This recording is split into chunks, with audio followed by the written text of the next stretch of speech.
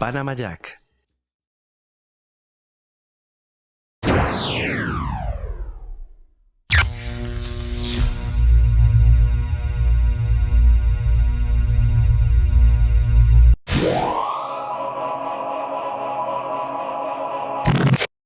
Bueno, aquí el amigo Usero acaba de decir que yo soy el maestro de Scorsese. Ya quisiera yo ser el maestro de Scorsese o el maestro de algo. Pero el bueno, maestro en Scorsese. El maestro de cualquier cosa. Me autocorrijo. Yo no sé si cuentan las siestas, pero vamos, maestro de siestas en verano, posiblemente ahí podría dar algunas directrices para desarrollar buenas siestas en pleno mes de agosto, julio, con el calorcito. Eres. No, humilde no soy realista. No. Bueno, en cualquier caso, No vamos a hablar de Scorsese. Que Scorsese es un maestro, no sé si aquí vamos a discutir mucho o no, creo que poco, quizá por películas, no lo sé, pero lo que sí que está claro es que con la invención de Hugo, pues Martin Scorsese ha alcanzado unas nuevas cotas en su carrera, en el sentido siguiente: ha hecho algo que es, de alguna manera, era poco habitual en su filmografía, donde sabemos que se ha volcado siempre más sobre personajes y demás, y en este caso ha adoptado la tecnología innovadora del 3D y de la captura también de imágenes en ese formato tridimensional, pero de una manera realmente de autor, creativa y demás. Y eso hace que llame mucho la atención como un tío, en mi opinión, como Scorsese, con la edad que tiene, en lugar de quedarse estancado como otros, no quiero decir nombres, pero podría decir Woody Allen, y me quedaba muy a gusto, en lugar de seguir contándonos la misma mandanga una y otra vez, Te voy a decir otro para tirarme el pello de mí, pero he dejado Spielberg. Bueno, pero Spielberg te ha hecho Tintín hace 3 días. Menos mal. Te ha hecho Caballo, no sé, a ti Caballo de Guerra no te mola mucho, pero yo creo que sí que ha hecho algo curioso y evidentemente ha hecho Tintín, o sea que Spielberg quizá no sería el más. Pero en cualquier caso, Scorsese, con la edad que tiene y con los años que lleva, se ha tirado a la piscina y ha salido, yo creo, de la piscina bastante reforzado, porque hay que decir que La invención de Hugo es una de sus mejores películas de los últimos tiempos. Posiblemente. A mí me gusta, a mí genéricamente me atrae más Infiltrados, es evidente. Y a mí, es el cine familiar. Pero como película, tengo que decir que creo que La invención de Hugo es bastante mejor que Infiltrados y bastante más madura. Yo creo Entonces, que a ver, tiene una ventaja Scorsese con la que parte en La invención de Hugo y que le ha llevado toda la carrera. Y es que él, visualmente, yo creo, hay directores a lo mejor mejores narrativamente, pero yo tengo claro desde que empecé a indagar un poquito en esto del cine, que nadie pone la cámara como la pone Scorsese. O sea, encuentra planos que nadie más encuentra para narrarlo todo. O sea, nadie sabe colocar la cámara como la pone Scorsese. ¿Y cómo la mueve? Porque no solo cómo pone la cámara, sino cómo la mueve. Sí. Luego habrá otros que a lo mejor monten mejor o que tengan tal. Pero siendo posiblemente el mejor actualmente y el mejor de tiempo en eso en concreto, todas sus películas, lo que realmente mueve todas sus películas no es su talento en sí como director visual, sino que todas sus películas, él parece ser que su obsesión son los personajes y las historias de esos personajes, lo que mueve esos personajes, lo cual es lo que le convierte al final en un director de cine de autor, porque está más preocupado por sus personajes y las historias que por la flipadita de director novela y tal. Entonces toda su carrera te encuentras con cosas como Taxi Driver, como Toro Salvaje, como Malas Calles, que lo que importa son los personajes, aunque luego visualmente sean arrebatadoras. Y el caso de La invención de Hugo es igual. El tío ha cogido la tecnología de 3D, la ha llevado a un punto que nadie había visto antes, la ha llevado un paso más allá, por fin. Ha hecho una película que visualmente es increíble, pero es que lo que realmente, con lo que te quedas al final es con esos personajes y esas pequeñas historias. Te quedas con el personaje de Sacha Baron Cohen, con ese niño, con Ben Kingsley, que está con el Doberman. Inmenso, con el Doberman. Es que hasta el puñetero perro Doberman tiene un papelón, el tío. Se come a medio reparto si lo dejan. O sea, el Doberman, que está impresionante cómo lo encuadra. Yo recuerdo sobre todo el plano del Doberman en la bañera. El plano del Doberman en la bañera, eso es sublime. Se expresa por sí mismo. Pero incluso personajes que creo que no se les ve la cara, como es por ejemplo el personaje del correccional de menores de los orfanatos, que habla con Sacha Baron Cohen, al que nunca se le ve la cara y solo se le oye por teléfono, que son los diálogos. Ese personaje ya forma parte de ese universo. El personaje de Christopher Lee, el bibliotecario, el de la tienda de libros, Chloe Moretz haciendo de la mujer de Ben Kingsley. O sea, es una película de personajes. Incluso hay un momento en el que piensas que uno de los personajes podría girar hacia un villano nuevo, que es el momento cuando van a la escuela de cine, y no, resulta que es otro personaje que añade a la historia. O sea, a mí por temática evidentemente me gusta más el cine de Scorsese cuando se pone en plan mafia, violencia, etcétera, etcétera, pero leches, como película, es que a mí hacía muchísimo tiempo que una película no me maravillaba de la forma que lo hace. No, y además hay que decir una cosa, lo hace por los personajes. Que este tipo de personajes además tiene un doble riesgo la película, porque por un lado no solo, digamos, ha entrado en el territorio de la nueva tecnología, rodaje en 3D y todo esto, en un momento en que el 3D estaba puesto en entredicho, y de hecho sigue puesto en entredicho, muy puesto. Porque yo creo que el 3D al final se va a quedar, pues eso, con esta de la invención de Hugo, Avatar. Una vez pasada la moda, claro, exactamente. Yo creo que hay películas que requieren el 3D, eso ya lo hemos hablado, que le viene muy bien el 3D, que explica muy bien el 3D. Y la mayoría de las películas pueden pasar olímpicamente del 3D y se quedan como están. Y son buenas, pero son buenas por sí mismas, no por el 3D. Pero con todo y con eso, no solo se ha arriesgado en el terreno de la tecnología, sino que además se ha apartado radicalmente de lo que es lo que tenemos entendido como el mundo de Scorsese. Es decir, uno de los nuestros, Casino, Malas Calles, incluso Taxi Driver, es decir, se ha apartado de Estados Unidos, se ha apartado de Nueva York, se ha apartado de la mafia, se ha apartado de esos personajes de barrio, porque estos personajes de la invención de Hugo no son personajes de barrio, ni los ha llevado a personajes de barrio, y tenía libertad para hacerlo. Podría haber convertido esta historia en una historia de barrio, con personajes de barrio, pero no, el niño este no es de barrio, es más bien... Podría haber convertido esta película en Oliver Twist. Exacto. Y se va a Mark Twain. Exactamente. Él hace que el juego sea con los personajes de Mark Twain, con Huckleberry Finn, con Tom Sawyer, mucho más aventurero. Exactamente. Que además es lo que define uno de los personajes con lo de... Pero nos vamos a meter en un lío, es que por eso se llama una aventura. Va por el camino de un cine familiar más aventurero cuando podía haberse ido pues, a un rollo más Polanski en la última versión que hizo. Pero a mí lo que me llama la atención es eso. Yo siempre he defendido que un director interesante evoluciona. Y cuando un director no evoluciona, que evolucione no significa que reniegue de su estilo, de sus inclinaciones, de sus intereses, de cómo aborda los temas, no. Pero sí que tiene que producirse algún tipo de evolución, o sea, tiene que intentar hasta última hora, caramba, el ejemplo siempre es el mismo, pero es que es así. John Huston dirige Dublineses, su última película, sentado en una silla de ruedas, con respiración asistida, y el tío te dirige ese peliculón, siendo un señor ya, y poco antes se había hecho Bajo el volcán, es decir, la gente, los creadores evolucionan, le ocurre a Buñuel, le ocurre, es decir, tiene que haber algún tipo de evolución, y cuando un director se estanca, y está haciendo lo mismo una y otra vez, es cuando incluso siendo un gran maestro puede quedar un tanto... Y curiosamente además a Scorsese, que siempre podemos trazar algún tipo de línea de similitud paralela en cuanto a carrera con Coppola, fijémonos cómo está la carrera de Coppola. ¿Qué carrera? Ahí estamos. Y cómo está la carrera de Scorsese. Scorsese ha hecho películas que incluso a sus seguidores más acérrimos como soy yo, pues nos han dejado un poquito descolocados, que las vemos y nos gustan, porque realmente Scorsese siempre te va a dar un espectáculo. Películas como El Aviador es un espectáculo, películas como Guns of New York son un espectáculo, pero que de repente nos parecían como extrañas a lo que es la filmografía de Scorsese. Ya Infiltrado se acercó bastante más, pero realmente lo que no nos esperábamos era un volantazo como el que ha dado en La invención de Hugo, hacia temas tan, en principio, tan ajenos, y que además es una película totalmente poética. Yo lo que me atrevería a decir que es la película más poética de Scorsese. Sí, es que la poesía de Scorsese siempre ha estado ligada a la poética de la violencia. De lo urbano. Sí, incluso es algo que incluso ha heredado parte Quentin Tarantino, lo de las coreografías violentas. Tenía, por ejemplo, hay un plano recordadísimo, el plano secuencia de uno de los nuestros, de la entrada al restaurante por la parte de atrás y tal, como narra todo ese plano, es muy poético en su forma. Bueno, hay que decir una cosa, cuidado, la violencia de Tarantino no tiene nada que ver con la violencia de Scorsese. No, yo no lo digo porque Scorsese, o sea, Tarantino celebra la violencia. Sí, Scorsese le parece una... Y Scorsese teme la violencia y hace que nosotros temamos la violencia. Cuando Joe Pesci coge un bate de béisbol, tememos lo que va a ocurrir. Depende del sitio donde te pongas. Si te pones del lado de Joe Pesci o del lado de cualquier lado, tememos la violencia. Es como pasa en Toro Salvaje.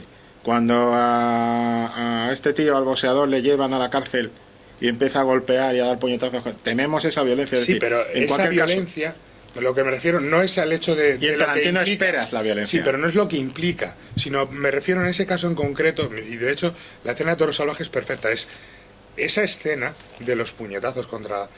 Esa escena tiene una poesía, una belleza en sí, la escena, y dentro de su tristeza, de su melancolía, de esa desesperación de un ser humano que se siente como un animal. Que es poético, que es un momento muy poético, muy bello de la película, que puede, a ver, las cosas bonitas no tienen por qué ser felices todas, que hay cosas que te gustan y te parecen bonitas aunque sean de una tristeza desgarradora, como es ese momento que te deja destrozado, te hunde como espectador. Pero es que, fíjate, ese tipo de poesía en Toro Salvaje, la poesía habitual sí, es más, de Scorsese es más del estilo Bukowski, es más del estilo de la Beat Generation, es más de ese estilo de poesía oscura, es un golpe negra. en el estómago. Exactamente, es una poesía oscura, tal. Y en esta otra hace un tipo de poesía que, caramba, hay ratos que con toda la representación de teatros y tal, casi que te llega a recordar a García Lorca. Todo lo que es la representación de las películas de Méliès y cómo se crea ese mundo de Méliès, yo cuando la estaba viendo dije, algunos planos me recordaban al tipo de montajes que podía hacer García Lorca en su momento cuando hacía las obras teatrales y todo esto. Todo mucho más, García Lorca más luminoso, claro, que Lorca cuando se ponía... No, a ver, no es la casa de Bernarda Alba, ¿vale? Ni Yerma, no, es la poesía más festiva de Lorca, es decir, exactamente. Más festiva, un rollo más festivo, alegre. más... aunque luego tenga sus momentos de esto, sí, tiene algo de eso. Por establecer una diferencia de que está manejando dos claves poéticas distintas, incluso en la clave poética de esta película se aleja mucho de la otra, de lo que es lo habitual. Pero lo que sigue manteniendo es el peso de los personajes, que es lo que te decía antes. Sí. O sea, el tío lo que encuentra fascinante para él, y yo pienso, pero tampoco me he metido nunca a hablar con Scorsese de esto, me encantaría, pero yo creo que lo que encuentra fascinante son los personajes encuentra fascinante al personaje de Travis de Taxi Driver, encuentra al personaje de Toro Salvaje, lo encuentra fascinante, los de Uno de los Nuestros los encuentra, y en este caso igual, en la invención de Hugo le encuentra un grupo de personajes, sobre todo con Hugo Cabret a la cabeza, que le parecen fascinantes y se mete de cabeza a ellos y lo da todo. Y quizá en las películas en las que los personajes no eran tan fascinantes son las películas en las que patina un poco el estilo de Scorsese. Son las películas que, siendo o gustando más o menos, que te pueden gustar más o menos y que siguen siendo siempre visualmente muy interesantes, te interesan menos, como puede ser Guns of New York o incluso El Aviador. Pero es que en Guns of New York, hay un personaje fascinante. Es que Guns of New York tiene una cosa extraña. Vamos a ver. Que le faltan dos. Primero tiene un problema de casting. Porque Cameron Díaz ahí no pinta nada. Sí, Cameron Díaz es un error de casting en Guns of New York. No así en otras películas, pero en Guns of New York no pega. No pega ni en la época, ni en el tipo de personaje que tiene que hacer, no pega. Después, DiCaprio tampoco está ahí como perdido entre la adolescencia y tal, tiene un papel complejo tal, pero no acaba de encajar. Y sin embargo, el personaje realmente fascinante es el personaje de Daniel Day-Lewis, que es lo bueno de la película, y el de Liam Neeson. Como a Liam Neeson le pasa eso que le está pasando últimamente en muchas películas, como le pasa en El Reino de los Cielos, que es que tú dices, caramba, cógete a Liam Neeson. A mí me contaban el otro día la manera de interpretar de Liam Neeson en el rodaje del Reino de los Cielos. Un tío que te está leyendo una revista y te dicen, venga a rodar, el tío te cierra su revista, se levanta, se va. Lo que quiero decir es que Liam Neeson es una figura de la cual no debes prescindir. No. Es malo ponerla a principio de película y cargártelo. Que lo hizo Ridley Scott en El Reino de los Cielos y cometió el mismo error Scorsese en Guns of New York. Cuidado con ponerte un personaje tan carismático. Hay otra película que va a cometer ese error, y si no, al tiempo. Pero un personaje tan carismático que lo pones al principio, haces que la gente se enganche a ese personaje y lo sacas de repente. Eso no es lo que hizo Hitchcock en Psicosis. Que la gente muchas veces dice, no, pero es que si ya lo hizo Hitchcock, que tú estabas con la chavala, con Janet Leigh, creías que ella era la protagonista, pero te la... Vamos a ver, eso no lo hizo Hitchcock en Psicosis. En Psicosis hay un montón de película con Janet Leigh de protagonista. Pero es que eso de llegar y cogerte un personaje tan carismático y convertirlo en una especie de cameo, y que me dices el mismo error que cometió, dicho sea de paso, George Lucas en La amenaza fantasma. Es decir, no puedes hacer eso. Lo que pasa es que Lucas ya lo hace en su momento al final de la película y vale. Sí, en vez de matar a Jar Jar Binks. Pero es un desperdicio pero ¿sabes que lo comete Scorsese como lo cometió en su momento. Entonces, hay un personaje carismático que es que es Daniel Day-Lewis. Y después en la otra floja, que es en El Aviador. Sí, bueno, floja, entre comillas. Bueno, entre comillas. Es mejor El Aviador que... Es mejor El Aviador que la otra, sí. Pero hay un tema que es que DiCaprio, en ese momento de su carrera, y yo creo que DiCaprio es, si no el mejor, uno de los mejores actores de su generación.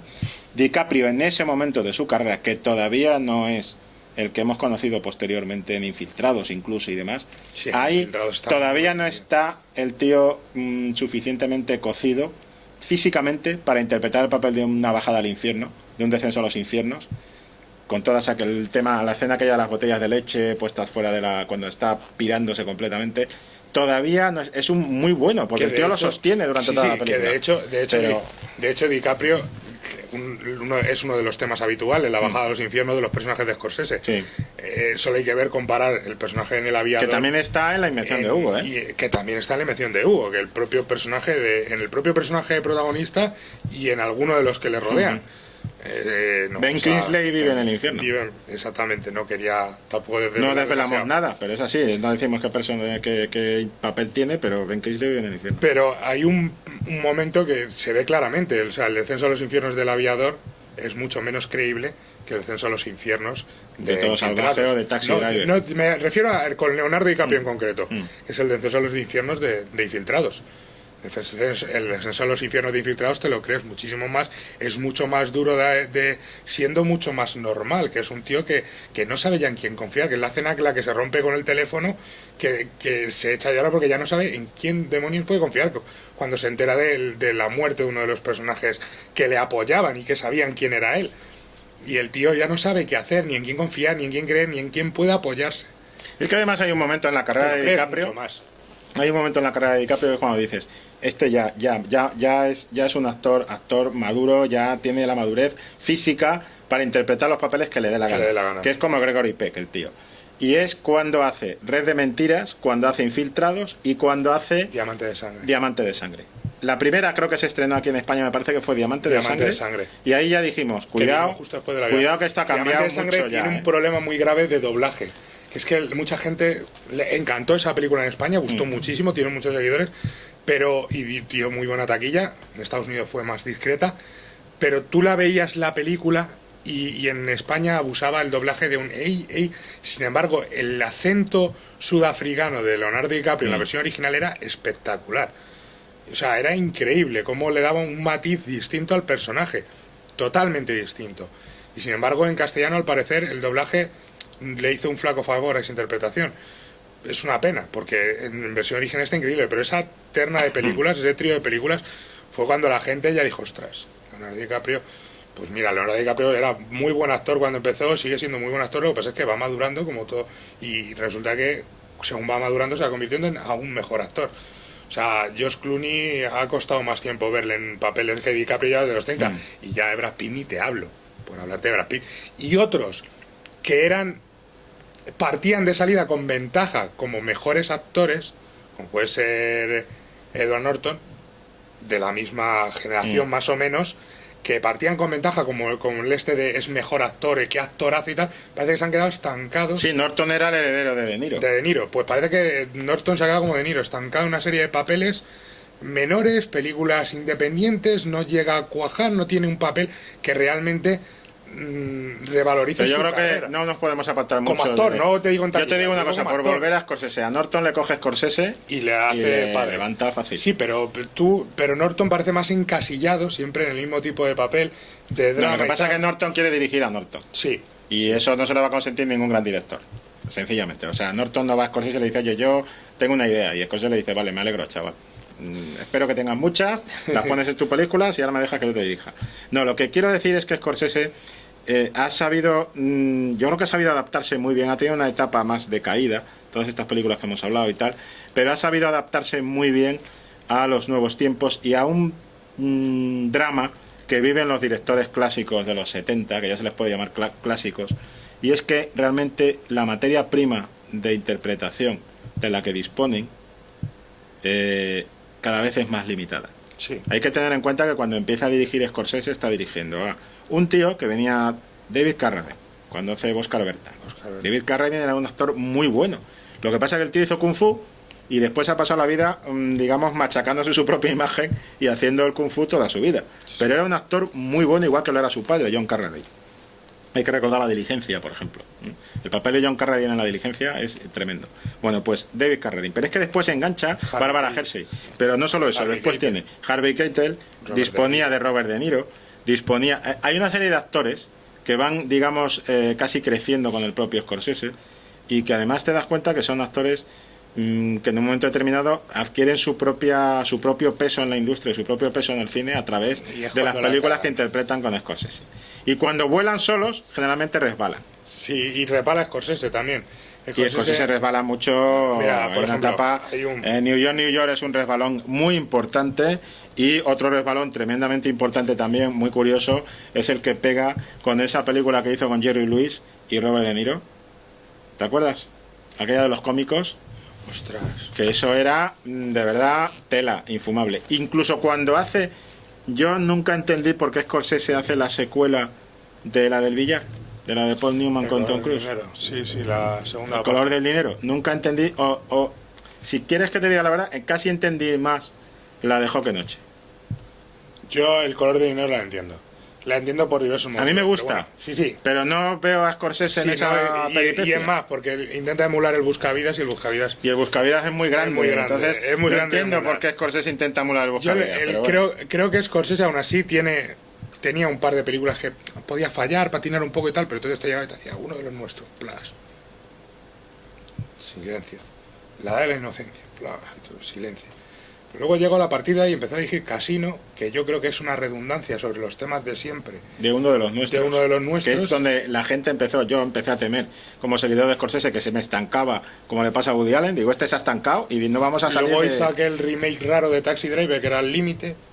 Que es incomprensible. Es otra película incomprensible. Visualmente me encantó. Ahora la historia está muy bien, pero no consiguió engancharme ni un solo momento como te engancha un Taxi Driver o como te engancha un Malas Calles. Y que es un remake prácticamente de Taxi Driver. O sea, parece coger la misma esencia de la película e intentar imitarla.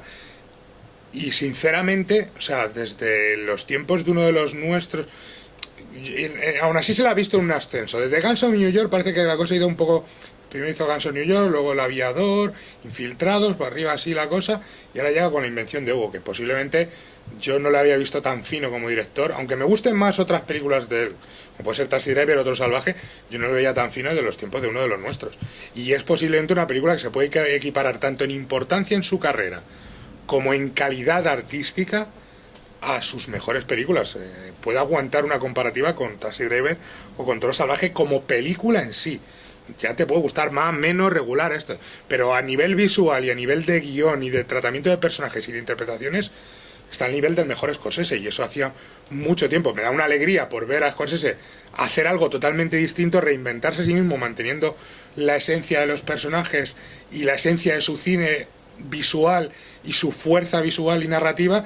Me alegra un montón verle en pleno estado de forma, y me alegra un montón verle haciendo una película distinta a lo que le había visto hacer antes. O sea, el mismo pero distinto, el mismo perro, distinto collar, de una forma mucho más interesante. Entonces, oye, chapó, y ojalá se lo lleve todo, es que no hay más, y sea un taquillazo y se hace más cine similar, aunque no sea en 3D, aunque sea, pero que la siguiente película sea igual, una sorpresa, y me quede boquiabierto viéndola. Digo, yo creo que tenemos el derecho de exigirle a los grandes maestros que nos sorprendan, aun tratando los mismos temas. Hay cosa que hacía, por ejemplo, Luis Buñuel. Luis Buñuel trataba los mismos temas. Si era una película sobre lo que fuera, iba a salir la burguesía. El palo la burguesía se lo llevaba, y como saliera un cura, el palo también se lo iba a llevar. Pero aun tocando sus mismas obsesiones, las pelis de Buñuel siempre te sorprendían. En un momento determinado llega y te sale con Belle de Jour. Y de esto que es Viridiana. En fin, cualquier película que cojas de Buñuel siempre te va a pillar. Lo que quería decir ya para terminar... Hombre, a mí me pasa mucho también con John Ford, que era un tío que hacía eminentemente, era un tío que dirigía western. Entre otras cosas, los westerns de John Ford siempre me han sorprendido uno de otro, la mayoría, pero es que luego me dirigía películas como El último Hurra, o como Que verde era mi valle, o El hombre tranquilo, y decías tú, joder, macho. Creo que debemos hacer un debate sobre John Ford. Deberíamos dedicarle un debate a John Ford, que sería muy curioso. Pero bueno, aparte de eso, yo quería decir que la filmografía de Scorsese hay que verla también prestándole mucha atención a Paul Schrader. Sí. A la filmografía de Paul Schrader, porque Paul Schrader incluso tiene una componente la componente de culpa del cine de Scorsese viene en parte de Paul Schrader. Muchas cosas muy buenas de Taxi Driver vienen de Paul Schrader. Muchas cosas muy buenas de Toro Salvaje vienen de Paul Schrader. Y muchas cosas muy buenas de La Última Tentación de Cristo vienen de Paul Schrader. O sea que, y Paul Schrader tiene 2 o 3 películas bastante interesantes y muy cercanas al cine, en cuanto a preocupaciones y tal, al cine de Scorsese. Así que yo recomiendo no solo a Scorsese, que es quizá el director más habitualmente reconocido por el público, sino que le echen un vistazo a películas de Paul Schrader que pueden tener mucho en común con Scorsese. Bueno, yo creo que ya nos despedimos. Nos vamos a ir despidiendo ya, que ya le hemos dado un ligero repaso, porque la filmografía de Scorsese tiene mucho donde escarbar a los temas y obsesiones quizás de este director, y nos vamos a ir despidiendo hasta la semana próxima. Ya saben dónde encontrarnos, y si tienen recomendaciones, preguntas, dudas y sugerencias, en Facebook o en el Twitter o en las redes sociales diversas nos pueden encontrar. Así que hasta la semana que viene. Hasta la semana que viene.